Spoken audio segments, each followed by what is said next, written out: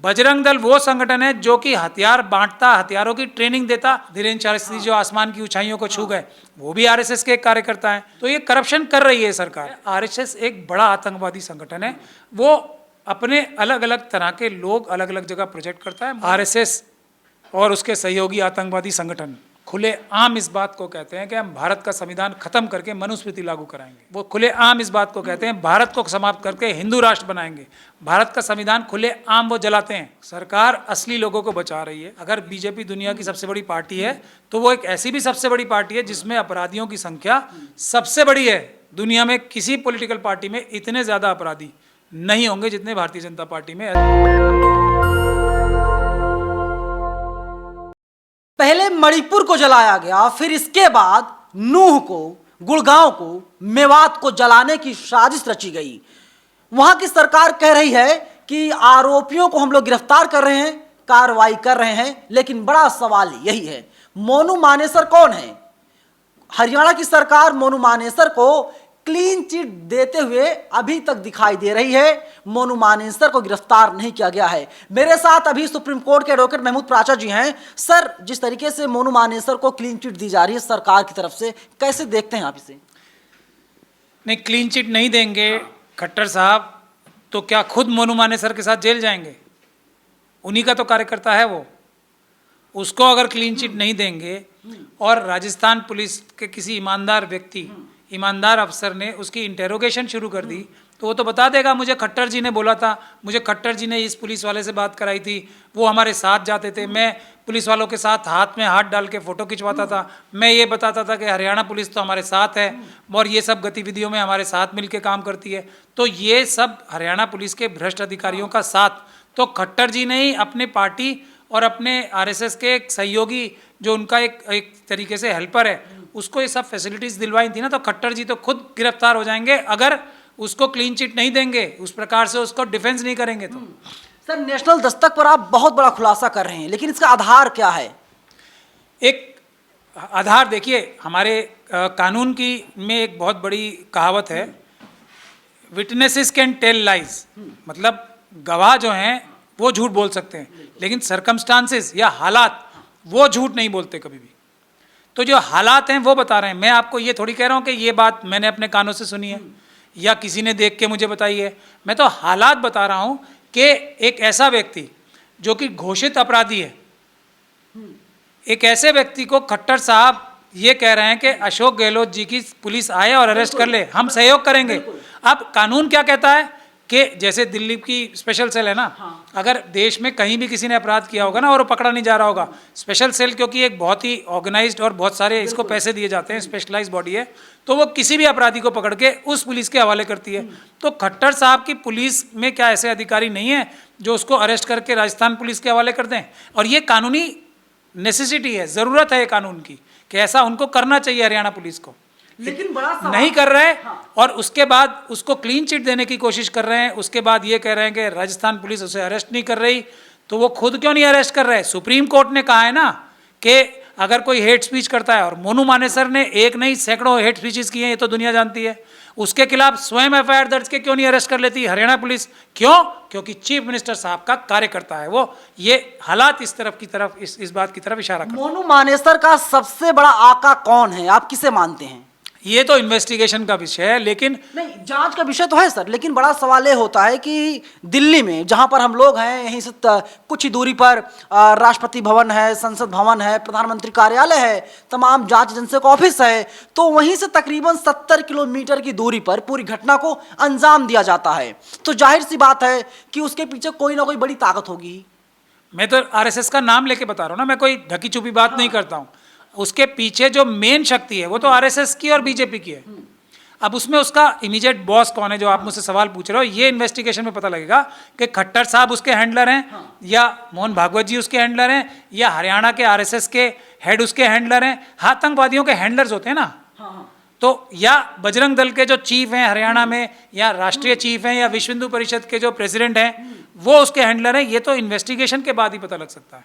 वो आतंकवादी गतिविधि में लिप्त है, ये पूरे दुनिया ने देखा। ये एक हालत सवाल है कि उन्हें आरोपी तक नहीं बनाया जा रहा है।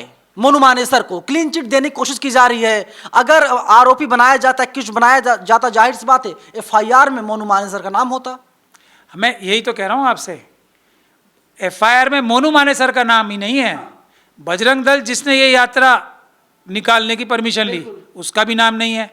बजरंग दल जिसके कार्डर्स ने हथियार पुलिस के साथ ना सिर्फ लेके गए बल्कि पुलिस के साथ भ्रष्ट पुलिस अधिकारियों के खिलाफ साथ खड़े रह के चलाए, जो वीडियो आप जैसे जो सोशल मीडिया पर वायरल हैं, हथियार लेके जा रहे हैं, तलवारें लेके जा रहे हैं।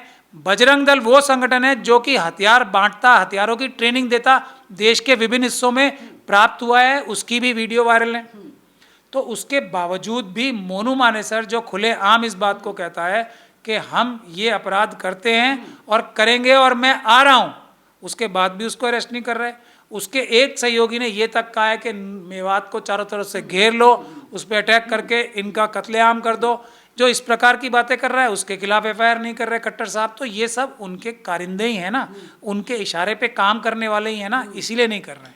इसीलिए मैं बोल रहा हूँ कि witnesses can tell lies, circumstances cannot. Sir लेकिन अगर हम फ्लैशबैक में चलें तो आपने देखा था किस तरीके से नासिर और जुनैद वाला केस तूल पकड़ा था, और उसमें कहा गया कि जो मास्टरमाइंड है, मेन एक्यूज्ड है, वो मोनू मानेसर ही है। लेकिन सरकार ने वहां पर भी मोनू मानेसर को क्लीन चिट दे दिया था, आरोपी तक नहीं बनाया था। यानी लगातार जो है कि सत्ता का शह मिलता हुआ दिखाई दे रहा मोनू मानेसर को। और मोनू मानेसर क्या और भी बड़ी घटनाओं को अंजाम दे सकता है, क्योंकि 2024 में पूरे देश में आम चुनाव होना ही है। इसीलिए तो पाला जा रहा है उसे, इसीलिए तो उसकी प्रोटेक्शन की जा रही है कि उसका रोल अभी बड़ा है। और क्या रोल होगा ये तो आरएसएस के उसके हैंडलर्स ही बताएंगे। बहुत सारे रोल हो सकते हैं। कई बार ये अपने लोगों को खुद ही नुकसान पहुंचा लेते हैं फ़ायदा उठाने के लिए। कोई जैसा इतना बड़ा इल्ज़ाम देखिए जो अभी हमारे कश्मीर के गवर्नर साहब मलिक साहब लगा रहे हैं, तो ये मोनू मानेसर तो एक छोटा सा व्यक्ति है, एक कार्यकर्ता है। ये तो किसी भी चीज़ को किसी भी हद तक ले जा सकते हैं अपना राजनीतिक लाभ उठाने के लिए। तो ये तो सोचने का विषय है ना, इसका कैसे प्रयोग करेंगे ये। लेकिन इसका नाम जिस तरीके से हाईलाइट किया जा रहा है, तो कहीं ना कहीं इसका कोई बड़ा प्रयोग आरएसएस और बीजेपी के मन में है 24 के लिए। जिस प्रकार से अभी एक शास्त्री जी भी है ना, एक जो सडनली आके एकदम आसमान की, धीरेन्द्र शास्त्री जो आसमान की ऊंचाइयों को छू गए, वो भी आरएसएस के एक कार्यकर्ता हैं। उनको भी आरएसएस एक साजिश के तहत या एक अपनी प्लानिंग के तहत प्रोजेक्ट करा रही है। तो अलग अलग प्रकार के जो लोग हैं उनको अलग अलग फील्ड्स में प्रोजेक्ट करते हैं ताकि उसका ये फ़ायदा उठा सकें। बहुत सारे इनके इंटेलेक्चुअल्स हैं जो जाके मोदी जी की खुद सरकार की भी बुराई करते हैं। अभी एक इनके उपाध्याय करके हैं, बहुत बड़े विचारक हैं वो और वकील भी हैं, वो जाके ये बता रहे हैं कि Ashwini Upadhyay ji supreme court advocate हैं, शायद आपके साथी भी हैं। नहीं साथी तो मतलब साथ काम करते हैं सुप्रीम कोर्ट में, मेरा कहने का मतलब हमारे मतलब बार में जो है वो एक दूसरे के हम एक बार को बिलोंग करते हैं, ये आप कह सकते हैं। लेकिन वो एक नया ज्ञान दे रहे थे। अब वो तो मोदी जी के बड़े क्लोज हैं और वो बहुत ज्ञानी व्यक्ति हैं। वो मोदी जी को जाके सलाह नहीं दे रहे, निर्मला सीतारमण जी को सलाह नहीं दे रहे। कहीं जाके कर्नाटक में ये कुछ लोगों को इकट्ठा करके ये सलाह दे रहे हैं कि देश में जो टैक्स सिस्टम है वो बेकार है, सच टैक्स सिस्टम एबॉलिश कर देना चाहिए और इससे करप्शन फैलती है। रोड में करप्शन, मतलब तमाम कहानियां हैं, वही थे मतलब वो एक कह रहे थे मैं बताता हूं उपाध्याय जी के बारे में। उपाध्याय जी वही व्यक्ति हैं जो दिल्ली के जंतर मंतर पर खुलेआम कहते हैं कि देश में रहना होगा तो डैश डैश डैश कहना होगा, देश गद्दारों को डैश डैश डैश, वो चीजें चलती रहती हैं। हालांकि पूरा मामला गया हुआ था कि आरएसएस जो है ना अपने तरह तरह के कार्यकर्ताओं को तरह तरह की जगहों पे प्रोजेक्ट करती है। वो अभी यही कह रहे हैं कि गडकरी जी जो कि रोड ट्रांसपोर्ट का काम देख रहे हैं, रोड बनाने में करप्शन होती है, जो जहाज़ खरीदने में करप्शन होती है, निर्मला सीतारमण जी जो टैक्स लगाती हैं उसमें चोरी होती है।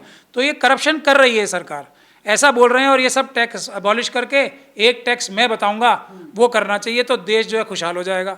ऐसे ऐसे भी प्रकार के प्राणी ये प्रोजेक्ट करते हैं। तो मेरा कहने का मतलब ये है, आरएसएस एक बड़ा आतंकवादी संगठन है। वो अपने अलग अलग तरह के लोग अलग अलग जगह प्रोजेक्ट करता है। मोनू मानेसर उसका एक छोटा सा फुट सोल्जर सिपाही है। उसका प्रयोग वो कैसे करेगा ये वही बेहतर जानते हैं। जैसे साध्वी प्रज्ञान सिंह ठाकुर, उनकी एक छोटी सिपाही है जिसको उन्होंने MP तक बना दिया। सर, आप आरएसएस को आतंकवादी संगठन बता रहे हैं और वही आरएसएस कहती है, उनका नाम ही राष्ट्रीय स्वयं सेवक संघ है। वे लोग देश की सेवा कर रहे हैं, वे लोग लगातार चाहते हैं कि देश हमारा तरक्की करे, आगे बढ़े नरेंद्र मोदी जी के नेतृत्व में। RSS और उसके सहयोगी आतंकवादी संगठन खुले आम इस बात को कहते हैं कि हम भारत का संविधान खत्म करके मनुस्मृति लागू कराएंगे। कहते हैं कि नहीं कहते हैं? वो खुले आम इस बात को कहते हैं भारत को समाप्त करके हिंदू राष्ट्र बनाएंगे। भारत का संविधान खुले आम वो जलाते हैं।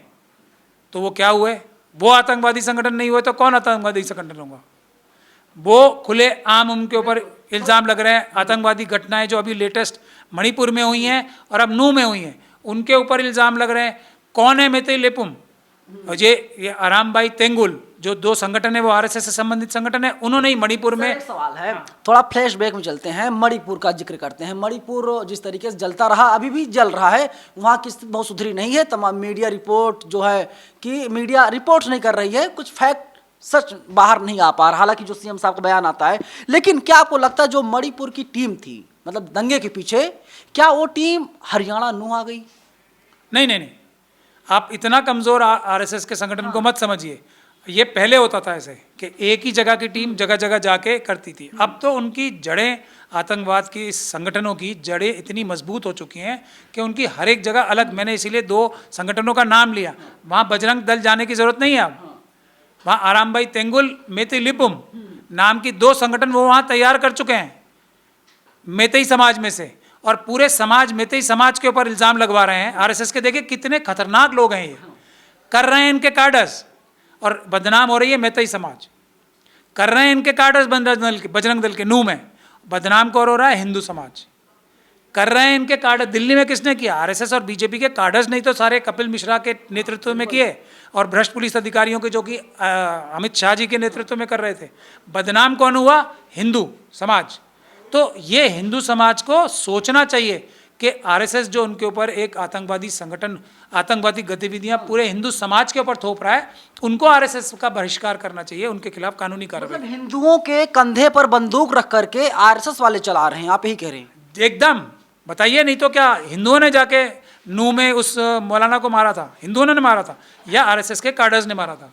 बताइए, क्या मेतेई समाज ने कुकी समाज और जोमी समाज के महिलाओं के साथ बलात्कार किए और उनकी हत्याएं की? नहीं, वो RSS के कार्डर्स ने की। बदनाम कौन हो रहा है आज पूरी दुनिया में? मेतेई समाज। बदनाम कौन हो रहा है? हिंदू समाज। लेकिन अगर ऐसा है तो सरकार कार्रवाई भी कर रही है, कई लोगों को मणिपुर में गिरफ्तार भी कर लिया गया, हरियाणा के नूह से भी कई लोगों को पुलिस ने उठा लिया, जेल भेज दिया गिरफ्तार करके। लेकिन तो सरकार क्या अपने लोगों को गिरफ्तार करवा रही है? सरकार असली लोगों को बचा रही है। इसमें भी जो मणिपुर की भी जो घटना है, कितने लोगों को गिरफ्तार किया है। लेकिन अगर हम लोग ऐसे कल्पना करें तो फिर लगता है कि सारी चीज़ें काल्पनिक हो जाएंगी। तो उसका एविडेंस क्या है, साक्ष्य क्या आपके पास? आप कह रहे हैं कि जो मेन एक्यूज्ड है उनको बचाया जा रहा है, जो इनोसेंट बेचारे हैं, गरीब मजदूर हैं, उनको फंसाया जा रहा है, साक्ष्य क्या है? देखिए, मैं फिर लॉजिकली आपको कानून की नज़र से बताऊंगा।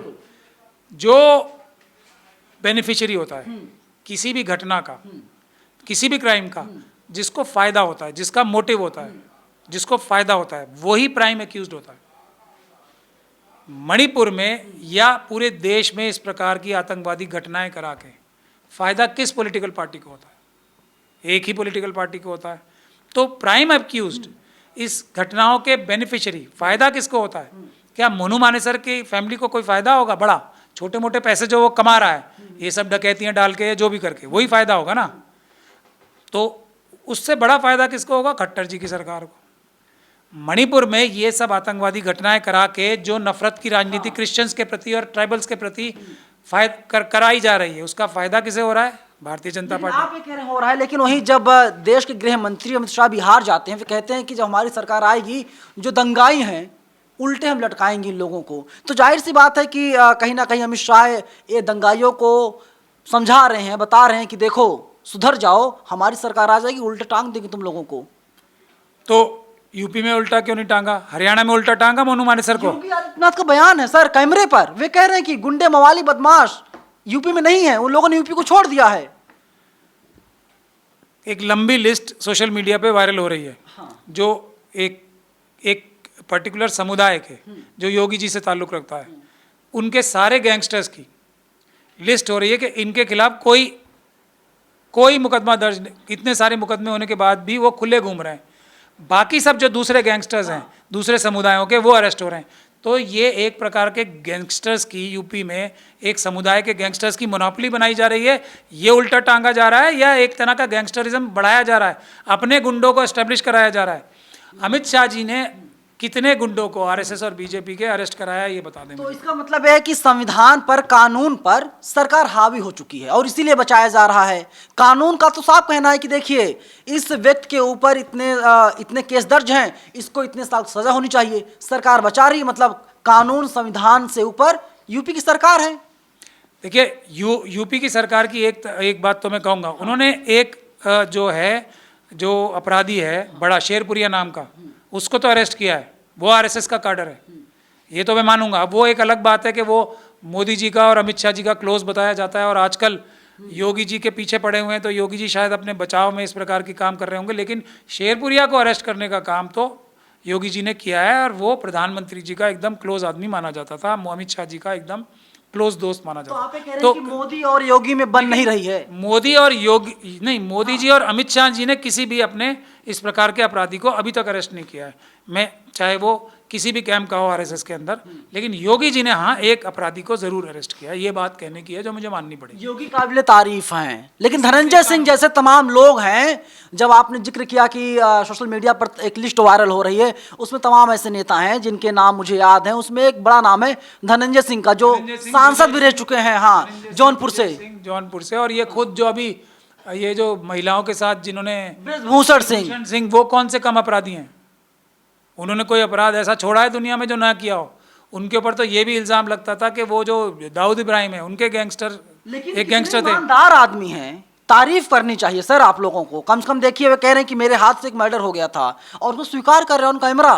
मैं कह तो रहा हूँ, जब वो उस दुनिया में थे, जब वो गैंगस्टर्स की, दाऊद इब्राहिम की गैंग में थे, तब शायद उनसे कोई एक मर्डर के बारे में उनके मुंह से स्लिप हो गया जो, लेकिन उनके ऊपर तो बहुत सारे मर्डर्स के इल्ज़ाम लगे होंगे, बहुत सारे मर्डर्स के लोग शिकायत भी करने से डरते हैं। योगी जी स्वयं अपने ऊपर मर्डर का मुकदमा वापस ले लिया है उन्होंने, ऐसी भी मिसाल मिलती होगी आपको। लेकिन मैं जो बात कह रहा हूँ वो दरअसल ये है, अब मैं अमित शाह जी की भी बात नहीं करना चाह रहा यहाँ पे, फिर आप बोलोगे तड़ी पार हैं वो, एक बार के तड़ी पार, सुप्रीम कोर्ट ने क्लीन चिट दे दिया ना, तड़ी पार तो रहेंगे ना। हर कोई छत्तीसगढ़ का सीएम तो हो नहीं जाएगा कि अपने पिताजी को जेल भेज देगा। मैं कह रहा हूँ ना, एक बार के तो तड़ी पार हैं ही वो, तो होम मिनिस्टर हैं वो देश के।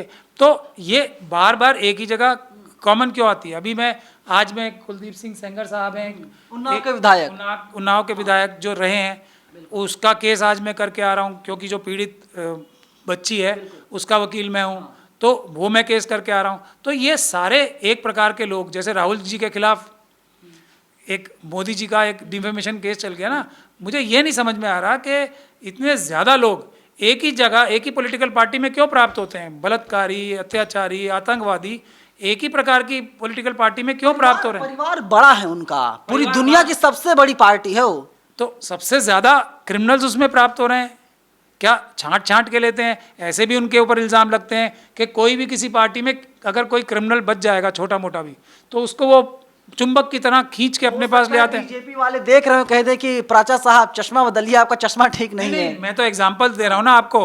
अभी लेटेस्ट एग्जाम्पल है ये अजीत पवार जी का, बिल्कुल, उनको तो मोदी जी ने बोला, अजीत पवार जी को, ये तो सर साइड इफेक्ट है, ये साइड इफेक्ट है। बोला ना कि अपराधी हैं और ये करप्ट हैं और ये हैं चुंबक, लेकिन उनका जो वो कहते हैं ना बाय डिफॉल्ट जो चुंबक चल रहा है, वो चुंबक जो बीजेपी आरएसएस का एक्टिव हो गया, उन्होंने खींच के अपने पास ले आए। कौन सा अपराधी छोड़ा है उन्होंने किसी भी पार्टी में? देखिए, सब अपराधियों को ला रहे हैं। तो अपराधियों की संख्या वाली भी अगर बीजेपी दुनिया की सबसे बड़ी पार्टी है, तो वो एक ऐसी भी सबसे बड़ी पार्टी है जिसमें अपराधियों की संख्या सबसे बड़ी है। दुनिया में किसी पॉलिटिकल पार्टी में इतने ज़्यादा अपराधी नहीं होंगे जितने भारतीय जनता पार्टी में, ऐसा भी मेरा अनुमान है। सर दूसरा सवाल है कि राहुल, जो सुप्रीम कोर्ट का कल फैसला आया और सुप्रीम कोर्ट ने कहा कि राहुल गांधी की सांसदी को बहाल किया जाए, लेकिन जिस तरीके से राहुल गांधी के घर को खाली करवा लिया गया, तमाम जो सुख सुविधाएं थी उसको छीन ली गई, तो क्या लगता है अब सांसदी बहाली के बाद सब कुछ उतनी तेजी से, तीव्र गति से सारी चीज़ें मिल जाएंगी? नहीं होंगी, और इसीलिए मैं कांग्रेस पार्टी को बार बार ये मुफ्त की सलाह भी दे रहा हूँ कि उस जज के खिलाफ इन्हें कानूनी कार्रवाई करनी चाहिए जिसने हाई कोर्ट के नहीं, जो मजिस्ट्रेट साहब ने ये जो ऑर्डर किया था वो एक अपराध के दायरे में आता है। जो स्पीकर साहब ने काम किया बिजली की गति से वो एक अपराध के दायरे में आता है। मोदी जी अमित शाह जी साजिश में, क्योंकि वही बात बेनिफिशियरी हैं, वो अपराध की धाराओं में शामिल होते हैं। तो कांग्रेस पार्टी को उनके खिलाफ एक कानूनी कार्रवाई, जो क्रिमिनल केस दर्ज कराना चाहिए, वो उन्होंने नहीं किया आज तक। अब जो मेरी बात थी कि ये अपराध है, वो सुप्रीम कोर्ट ने भी उस पर कहीं ना कहीं मोहर लगाई है कि ये जजमेंट इस प्रकार की द्वेषपूर्ण भावना से पारित की गई है। तो यही तो वो अपराध है 218-19 का, आईपीसी की धाराओं की 120B का। तो अब भी अगर वो नहीं करते तो कांग्रेस पार्टी के जो सबसे बड़े लीडर हैं एक राहुल गांधी जी, उनके ऊपर खतरा अभी भी मंडरा रहा है। उन्हें अपने, एक अच्छा लीडर वो होता है जो आने वाली चीज़ों की जो नौयत को भांप के उससे बचने का इलाज पहले कर ले। जिस प्रकार से बिजली की गति से सज़ा हुई और सदस्यता गई, अभी अपील पेंडिंग है। अगर चुनाव के एकदम नज़दीक या नॉमिनेशन के दिन के एकदम नज़दीक अपील की में सज़ा हुई तो ये स्पीकर साहब, ऐसी उम्मीद उनसे की जा सकती है कि वो एक ही दिन में उनका जो वो है सदस्यता रद्द करेंगे। इससे पहले कि वो जाके कहीं कोर्ट से स्टे वे कराएं, तब तक जो है उनकी नॉमिनेशन का डे भी निकल सकता है। तो कांग्रेस पार्टी को अपनी ध्यान लगा के उनको बरी कराने के लिए पूरी ताकत लगानी चाहिए इस केस में। बीजेपी खुश हो रही, बीजेपी कह रही है कि सुप्रीम कोर्ट के जज ने तो जो है कि सजा पर रोक लगाई है, बरी नहीं किया है। यही बात मैं आपको बता रहा हूं कि खतरा मंडरा रहा है, तलवार मंडरा भी है, और उसकी जवाबी कार्रवाई जब तक नहीं की जाएगी, मेरे ख्याल से राहुल गांधी जी इस केस से सुरक्षित नहीं है, एक बात। और दूसरी बात, कांग्रेस पार्टी को और दूसरे लोगों को सबसे पहले तो ये डिमांड करनी चाहिए ना, जो वस्तुएं उनका नुकसान हुआ है वो स्टेटस को एंटे कैसे होगा। उनका घर जो छीन लिया गया और जो उनका जो घर का जो नुकसान हुआ होगा, वो क्या स्पीकर साहब उसके पैसे देंगे? अब कौन देगा उसके पैसे? जो सरकारी संपत्ति का नुकसान हुआ, कि जो उनका घर चला गया, उसके क्या स्पीकर साहब दोषी हैं या वो जज साहब दोषी हैं? तो ये सब बातें भी प्रोएक्टिवली, देखिए, attack is the best part of defence. ये कांग्रेस पार्टी क्यों नहीं समझ पा रही है, मैं इसमें हैरान हूँ। करीब जब 4 महीने पहले राहुल की सांसदी गई थी तो किस तरीके से गुजरात हाई कोर्ट का जो आदेश था, आदेश कॉपी जो है सीधा फ्लाइट के जरिए दिल्ली लाया जाता है और इसके बाद राहुल गांधी की सांसदी खत्म कर दिया जाता है। इसके साथ ही चिट्ठी लिखी जाती है राहुल गांधी को, आप बहुत जल्दी ही घर को खाली कर दीजिए, और राहुल गांधी घर को खाली कर देते हैं। आदेश सुप्रीम कोर्ट ने दिया है, बगल में बीजेपी कार्यालय है, बगल में संसद भवन है, बगल में सुप्रीम कोर्ट है। आदेश की कॉपी अभी तक पहुंची नहीं है, टाइम लग रहा है। हवाई जहाज की भी जरूरत नहीं है। कोई पैदल जाए तो अभी आधे घंटे 15 मिनट पहुंच जाएगा। तो अभी तक घर वापस अलॉट नहीं किया है।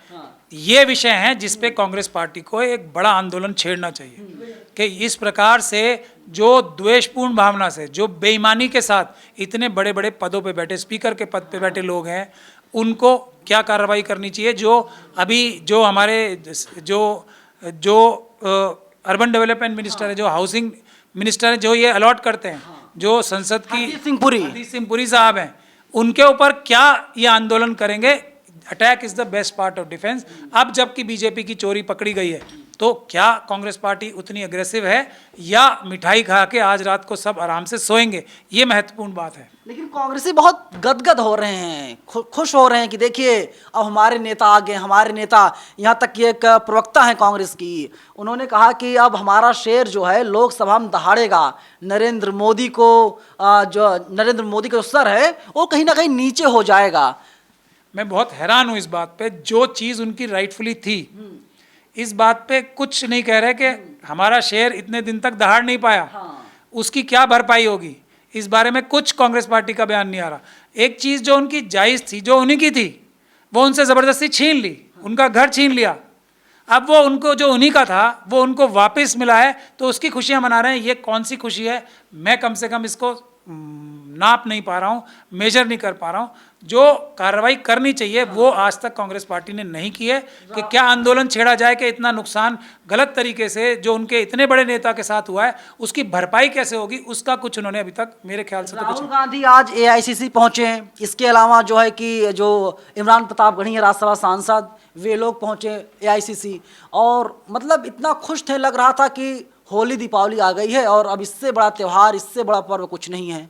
आपके इस इंटरव्यू में हमने कुछ तो शायद आंखें खोलने की कोशिश की है कि आने वाले खतरों को भापें। जो दुश्मन है उनका कोई राजनीतिक दुश्मन नहीं है, ये इस प्रकार की राजनीति कर रहे हैं जो प्योरली क्रिमिनल है।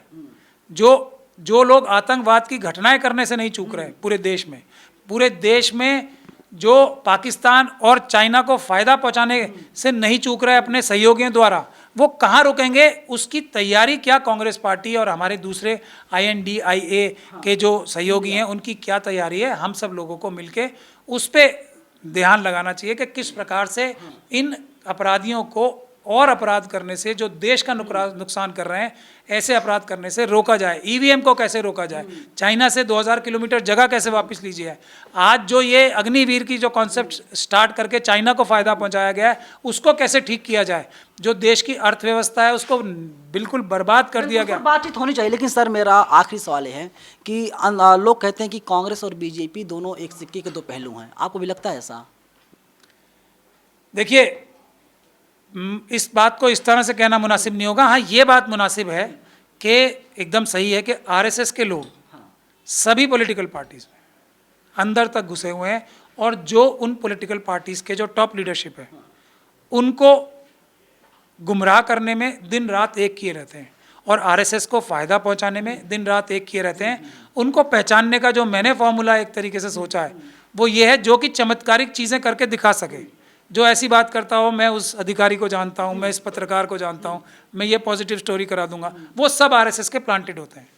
क्योंकि कोई भी पत्रकार, आप पत्रकार हैं, मतलब वो क्रिमिनल पत्रकारों की बात कर रहा हूँ मैं, और अफसरों की बात, मीडिया की बात कर रहे हैं। नोएडा की मीडिया, नोएडा के अलावा भी बहुत जगह है जो क्रिमिनल मीडिया है ना, जो अपने आप को मेन स्ट्रीम मीडिया कहती है। दरबारी मीडिया या गोदी मीडिया कहते हैं। गोदी मीडिया वो लोग कहते हैं जो उनके सहयोगी हैं। गोदी नहीं है, वो क्रिमिनल हैं। नहीं, कुछ लोग दरबारी मीडिया भी बोलते हैं। वो दरबारी भी नहीं है, वो सब उनको मदद करने के लिए बोला जाता है। वो क्रिमिनल्स हैं। उनको क्रिमिनल के अलावा कोई भी शब्द का प्रयोग होगा तो वो उनकी अपराध को हल्का करके बताने का काम होता है, वो नहीं करना चाहिए। तो जो लोग ऐसे लोगों को प्रस्तुत करेंगे, मैं ये चैनल सेट कर दूंगा, मैं उस अधिकारी को सेट कर दूंगा, ये वकील जो है इस जज के सामने अच्छा चलता है, मैं उसको सेट कर दूंगा, ये सब जो बातें करता है वो RSS का प्लांट होता है। और वो कुछ ना कुछ फ़ायदे ऐसे करा के भी दिखाता है क्योंकि RSS उसको पीछे से मदद कर रही होती है। इस प्रकार के लोगों से बचा जाए। जो लोग सीधा सड़क पे लेके कुर्बानी दे सकते हैं, ज़बान से नहीं, वही एक टेस्ट है जो RSS के लोगों के सामने खड़े होके कुर्बानी देने को तैयार हैं, वही लीडर्स हैं। उनके अलावा जो लोग होंगे उन पे RSS का होने का शक सबसे पहले प्रथम दृष्टया जाना ही चाहिए। चलिए, शुक्रिया सर बातचीत करने के लिए हमसे। शुक्रिया, बहुत बहुत। चलिए, सुप्रीम कोर्ट के सीनियर एडवोकेट हैं महमूद पाशा साहब, और इन्होंने खुल करके अपनी बातों को रखा और राहुल गांधी को फ्री की नसीहत भी महमूद पाशा साहब ने दे दी है। अब देखना होगा कि राहुल गांधी जो है वो कितना अमल करते हैं पाशा साहब की बातों पर। आप लोग अपनी राय कमेंट बॉक्स में बताइएगा पूरी बातचीत पर। कैमरा पर्सन आशीष के साथ मैं नवीन कुमार नंदन, नेशनल दस्तक, दिल्ली। नेशनल दस्तक की आपसे गुजारिश है कि अगर इसको बचाना चाहते हैं तो नेशनल दस्तक को सब्सक्राइब करने के लिए रेड कलर के सब्सक्राइब बटन को दबाएं, फिर बेल आइकन की घंटी दबाएं। नेशनल दस्तक को बचाने के लिए बहुत जरूरी है कि हर खबर को शेयर करें, लाइक करें, कमेंट जरूर करें।